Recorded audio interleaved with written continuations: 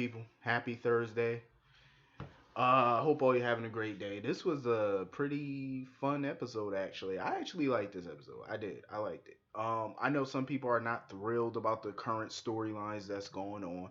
I'm not either. I'm not either. Trust me. I don't like a lot of the storylines that's going on. I think it's rubbish, but I find the good in storylines, even bad ones. I always try to find a silver lining to it. So, I'm trying to find, I found a couple silver linings to these. I have to say, Ned killed it as usual as Eddie Main. He killed it. He blew it up. It was good to see him and Olivia. Hopefully we get a wedding date. I don't know if they announced it yet, but hopefully they get married soon. I'm still pissed that Tracy left before they got married. Like I'm still mad about that. 'Cause I felt like they could have waited until after the wedding. The wedding would have been the perfect time for Tracy to bow out. You know what I mean? Cool. She could have left after the wedding. Damn, like, did she have to leave before her son gets married? Well, she did see her son get. I mean, but at least this time, her son is marrying somebody she actually likes. Because remember when he first married Lois, Tracy was like, hell no. Tracy could not stand Lois. But at least this time around, he's marrying a woman that Tracy actually approves of somewhat. So, I think she should have stayed around for that. But, it's all good. Damn, I miss Jane Elliott, man. I miss her. I can't tell you how much I miss Tracy on this show. It feels like a void is missing ever since she left. I really feel like that. Like man, I never thought in a billion years I would have GH without Jane Elliott on this shit. I never thought it. Like I thought she was like literally gonna die being on this show. You know what I mean? Like literally. But damn, man, I miss her on this show. I know she would have been hilarious at the Nurses Ball. But anyway, so yeah, that was a dope performance. This whole thing with Curtis and Jordan, I get where Jordan was coming from today, like where she was kind of pulling back from Curtis because of her ex-husband or whatever, TJ father, because she already cheated on TJ father with Sean, and now she feels like she's cheating on him again with his brother, this time with his brother. So I get how she feel. She never got rid of that guilt that she felt the first time she cheated on him with, Sean. She never let that guilt go. She still feels that guilt even to this day. You know what I mean? And the fact that TJ wasn't even his son, that's another set of guilt. You know what I'm saying? So all that guilt on her is the reason why she couldn't give Curtis a chance. I think she used his past as a excuse not to be with him before. But now, she just finally opened up about the real reason why she didn't want to be with him was basically because his brother, her ex-husband. So I get that. It takes time to get over stuff like that. You know what I'm saying? But she needs to find peace within herself, and move on. All that stuff was years ago. It was like over 20 years ago. You move on. You know what I'm saying? You have to at some point. Can't keep holding all that shit on. Can't keep holding on to all that guilt. You gotta find some peace with it. Usually people like that, they go to like the person that died. They usually go to like their graveyard and stuff and talk to their grave and stuff like that. A lot of times, I'm not gonna say sometimes, but a lot of times that actually puts you at peace with whatever happened between you and that person years ago by going to the grave, talking to them, making amends with them. People think that the dead can't hear you. I would like to believe like when you go to somebody's grave and you're talking to their tombstone and stuff, it's therapeutic, and I believe that the spirit of the person actually could hear you. That's what I always believed. Maybe some people don't, but I always did. People talk to God all the time and believe that God hears them and stuff. So if God can hear you, what makes you think that the person, who died can't hear you either? That's how I like to think. You know what I mean? You gotta, find peace. That's the only way to fully heal and move on from situations, that happened a long time ago. But hopefully she can do that, and I think she's finally starting to grow, towards that peace when she showed up at Curtis's hotel room. I do like them as a couple. I like them as a couple. We need more minorities on this show, definitely. More minority couples, more minorities, period, on this show. We need more diversity. Um, so anyway, Kojak Sunny, aka Scooby Doo. Scooby Doo. Sonny done figured it all out. And he told Carly about it. And you know, of course, as soon as he told Carly, Carly was ready to get up and whoop somebody's ass. But he calmed her down and told her that they had to get proof. So they had to talk to Lucy. And you know, Scott was sitting there like a goddamn hound dog listening in so he could warn Ava. So they talked to Lucy or whatever, and Lucy basically confirmed what Sonny suspected, that Ava you switched out the pills. You know, she kept apologizing or whatever for not telling them sooner, but you know, Sonny basically told her it's alright, they got this shit handled. And it's so funny, like some people are gonna be pissed because Sonny figured this out and Dante wasn't able to figure it out. I can understand because I felt like yet again we get another storyline where other people besides the PCPD actually figures out a crime. You know what I mean? Like, so I get where people anger would come from. But Dante, I will give Dante props. He was on the scent a long time ago when he was looking into this shit. I really thought Dante was gonna crack this case wide open. I thought he would. Yeah, so I thought Dante was gonna figure it out. He was on the scent though. Dante was close. Dante found the pill bottle. He interrogated Ava and Lucy, and he was already suspicious of Ava from the get go. So you know, he was suspicious of her, but he didn't have no evidence against her to, you know, nab her. But he was condescending whenever he talked to her. He knew she had something to do with that shit. He just couldn't prove it. What I was pissed at was how Dante just basically dropped the situation because of lack of evidence.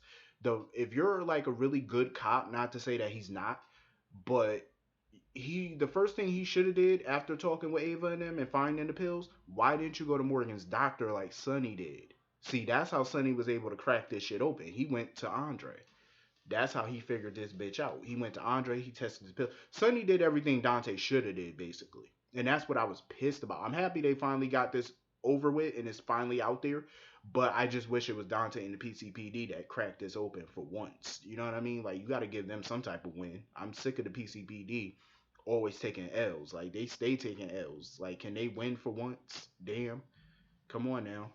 Let's give. I mean, I give Dante his props though, because Dante basically was on the scent. He was on the right trail, but the trail got cold, so he let it go. He thought it was nothing really to it, but he knew something though. He just couldn't prove it, so he had no choice but to drop it. But I do give props to Dante though, because Dante did. He almost bust that shit.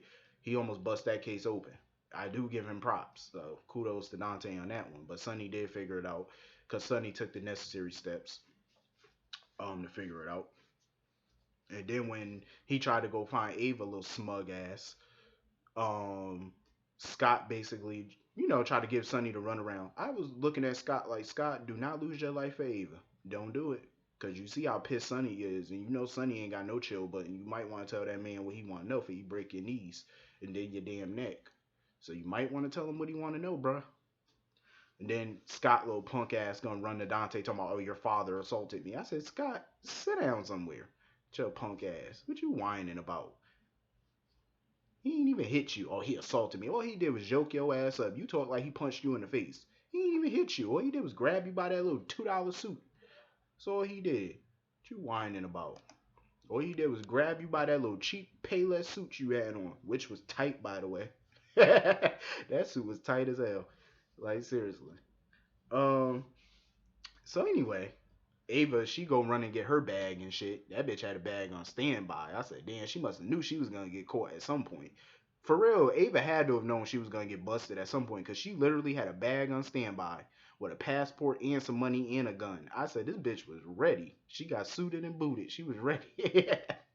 I give props to Ava though, because that bitch had shit on. She had shit on standby. You gotta respect that.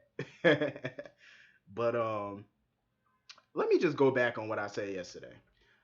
I know I said yesterday that Ava had to fall for what she did to Morgan. I take that back. I really do. I take it back. Because you want to know why I take it back? Because something reminded me.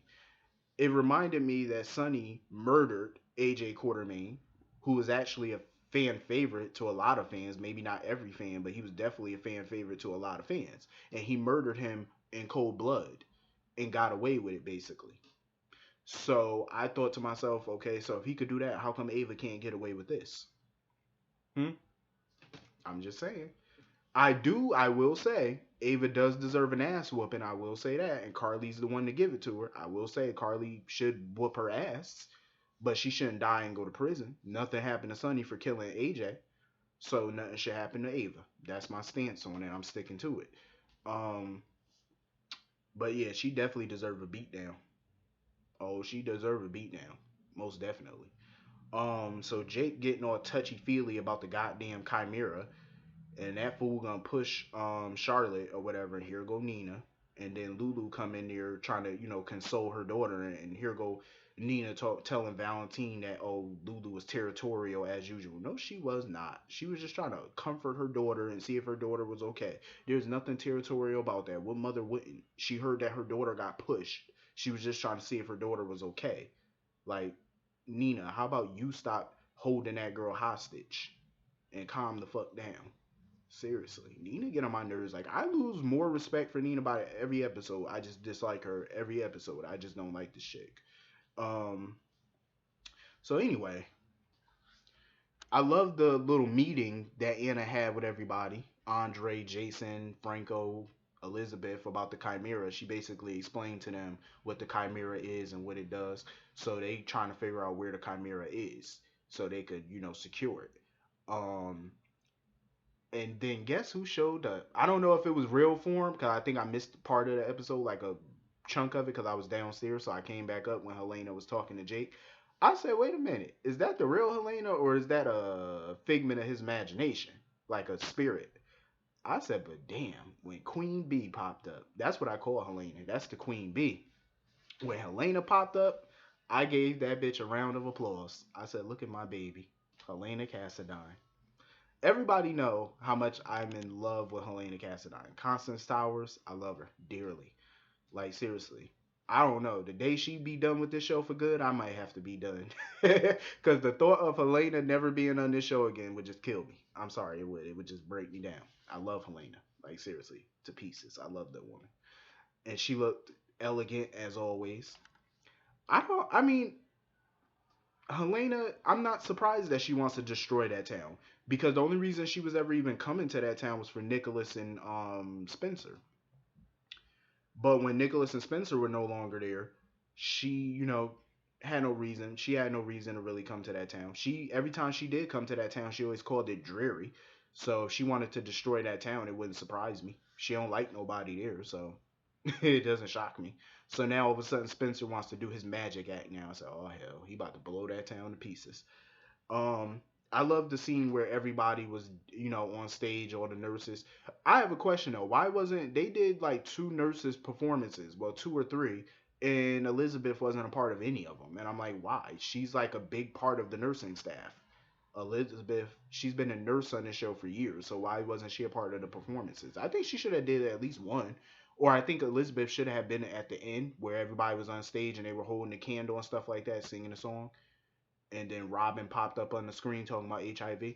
That's another thing. I really wish that the producers could have got Magic Johnson also for the HIV video. They could have did Robin first and then do Magic Johnson. I really wish that they could, find a way to get him on there because Magic Johnson has been, HIV positive for over 20 years. And he lives a very good life, prosperous life, with kids and he got businesses and stuff like that. And you could look at Magic Johnson and Robin and tell you wouldn't be able to tell that they had HIV. You know what I mean? So I think it would have been huge to get Magic Johnson also for this. I think it would have been good. He might have done it for free. You never know, especially when it's bringing awareness to HIV. So he could have done it for free if they would have reached out to him. I wish they would have though. I think it would have been good. Um, so Sonny and Carly found Ava. They cornered her at her spot and looked like shit is about to go down tomorrow. I can't wait. But this episode was dope. It was a good episode. I hope all of you enjoyed. Hit that like button, comment, subscribe. I will see all of you tomorrow. Have a great day. See you tomorrow.